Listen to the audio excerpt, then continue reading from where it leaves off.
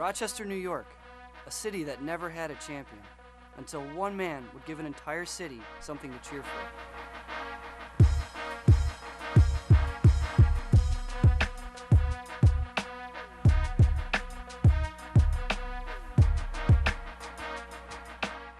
Boxing had always had a special place in the heart of Rochester. Interest in the sport has never been higher than during the 90s when Charles Murray first stepped into the ring. I lived on St. Clair with my grandmother, and this guy across the street asked us if we wanted to go boxing one day. And we agreed, me and my cousin, and we went, and I liked it. When they had a little show at Montgomery Center over there, and Don come back raving about this little skinny kid he had just seen. So I said, well, bring him over. So about a week later, Don came in with him. I looked at him, he was real frail, real skinny little kid. I started him out with the little bitty guys, right?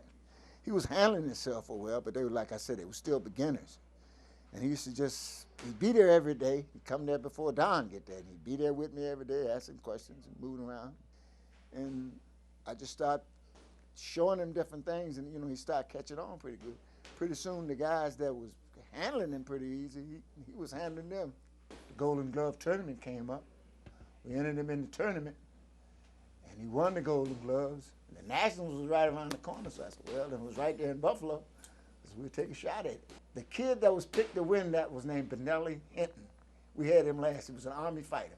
And when we fought him, the crowd just went to the ring like this. He started out, the guy caught him with some good shots, right? He was moving around, and it looked like he was running away from the kid, right? You could see the Olympic coach over on the other side smiling. So when Charles came back to the corner, I said, well, so what's wrong?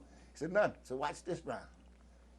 Second round came, he moved around with some good jabs and dropped the right hand on him. Kid felt like a ton of bricks. Boom! It was first time Robert won Nationals.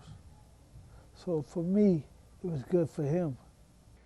When he fought Skipper Kelp for the national title in Buffalo, and he said the night before that, I want to win this for my coach, because he wants this better than me. And he wasn't lying. I had been trained a long time. I always wanted a national champion.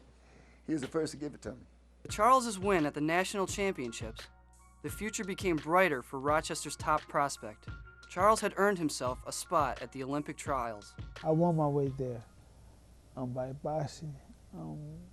I won the East Olympic trials, and that's how I got there. We beat Nick Caracas.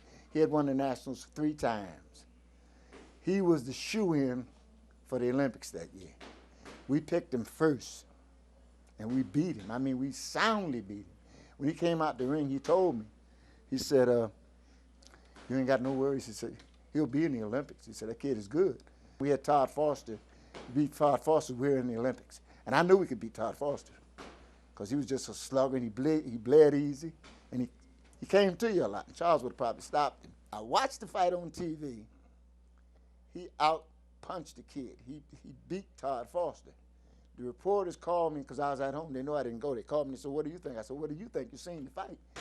They might not make the sound that Foster's blow's making, but they count. That's the point. See, that right hand to the face of Foster, popped his head back. And Charles Murray is hanging in very well. And if they're going by amateur rules, he won the fight. To me, he beat him easy. But he would have probably stopped him if I'd have went down with him, because after the first round, I seen he couldn't hurt Charles. I'd have told Charles to try to stop him. And I think he would have, because he would have busted him up pretty good. He could hit him when he wanted to. And in amateur rules, if you get a lot of blood, they'll stop the fight. And Charles could have busted him up pretty good. And he just did what I told him to do, just boxing. And when he did that, it gave the judges a chance to give it to Foster.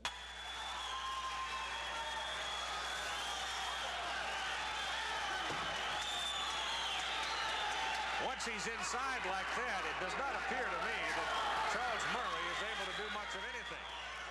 But not being prejudiced or nothing, and not being conceited or nothing, Todd Foster was the only white fighter that year to get through to the Olympics. And they pushed him right through, because all around the ring was nothing but, I'm Todd Foster's grandmother, I'm Todd Foster's father, I'm Todd Foster's friend. The whole ring was set up for Todd Foster.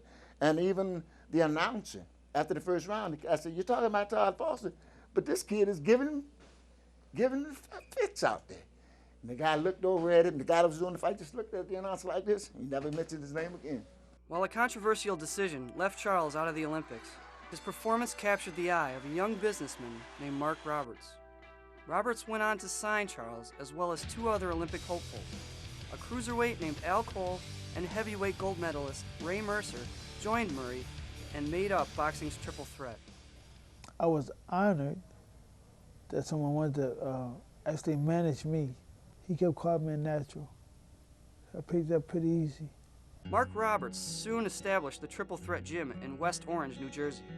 This would force Charles to relocate, as well as say goodbye to his longtime mentor and friend, Coach Johnson.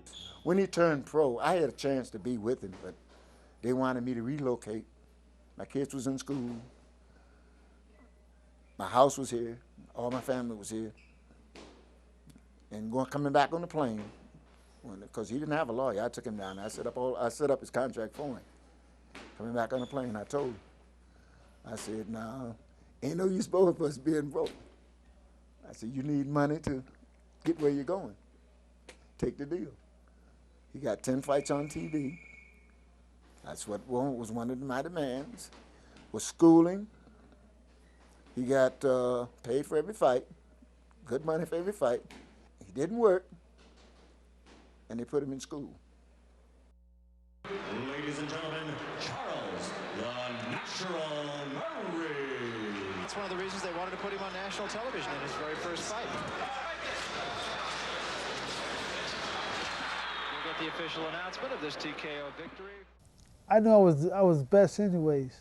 I mean, skill-wise, I think I just was the best. It's not necessarily to my own horn or anything, but I thought I was better than a lot of the guys that was coming out. The winner by TKO in his pro debut, Charles, the Natural Murray.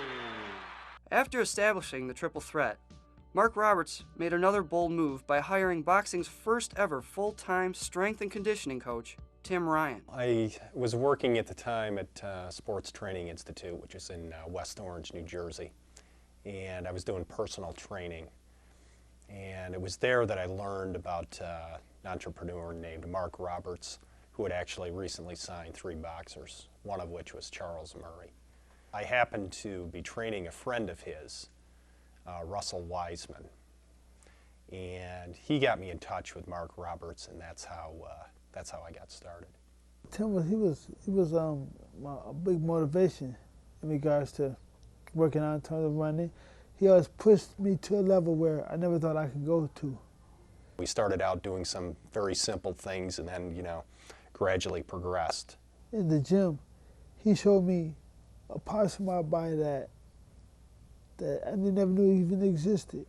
When you go in a fight, you wouldn't know that you can go a limit. With Tim, I knew I could go. I knew I was ready. It made me believe in myself. Murray showing the quick hand speed we mentioned at the outset. Another good right hand in that one. I would imagine that's a pitfall. Another big straight right hand. Alexander's ready to go again. As he climbed the ranks of the junior welterweight division, the demand for a Rochester homecoming began to grow. It was only natural that Charles would return to Rochester for a much-anticipated fight. Billed as an explosive homecoming, he would face his toughest opponent to date, Robert Guy. I was scared. It felt good, though. It felt good to be home. I performed well, and which made it even better, being home. Having Charles fight in his hometown, the crowd that night was just incredibly loud, chanting Murray, Murray, Murray. Guy was in pretty good defensive position here. His hand was up. Look at that. His hand was up. He was there to block the right hand. Murray's homecoming generated demand for another fight in Rochester. Fans were rewarded with a 12-round fight for the USBA title that would prove he was a true contender. Way ahead in the scorecards, Charles would give fans a 12th round that would not soon be forgotten. He wanted to go out with a blaze of glory. He wanted to try to, knock him out in the 12th round. He didn't stay away.